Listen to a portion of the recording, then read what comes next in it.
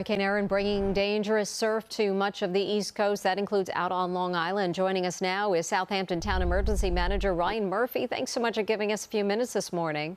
Good morning. Good morning. Thanks for having me. The National Weather Service predicts large breaking waves up to 15, 16 feet, dangerous rip currents. What are you most concerned about, and what emergency plans are in place?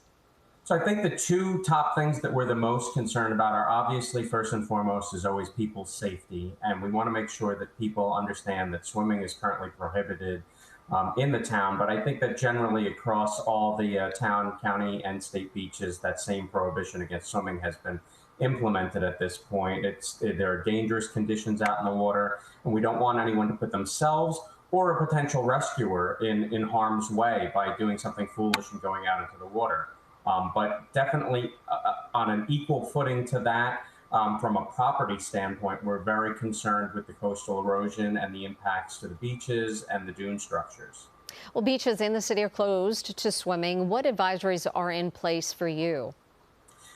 Very similar, very similar. We've got coastal flooding advisories in our area. We've got the same high surf advisories. We've got the same rip current, life-threatening rip current advisories for our area. This times kind of closely with some of the work that we've been doing also, countywide with the Drowning Prevention Alliance, trying to make sure people don't put themselves into a position where they can't handle what they're doing, that if they're not familiar with things.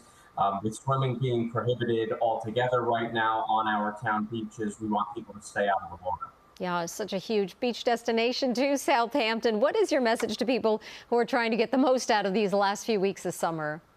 Yes, yeah, and I think the part that we might see some of the biggest problems with in terms of people being smart about water safety and the storm impacts is going to be tomorrow when we start to have sunny skies and it's looking like it's a little bit inviting. We still want to make sure people are using caution and being smart about how they behave near the beaches and in the water if we do lift the swimming prohibition at that point, because we're still going to see some of the after effects of Hurricane Erin as it passes by our area. You do make a good point. Tomorrow it's going to be sunny, 80 degrees, going to look like the perfect beach day, Yeah. but dangerous water. What about impacts on traffic? Would you see any of them during storms like this?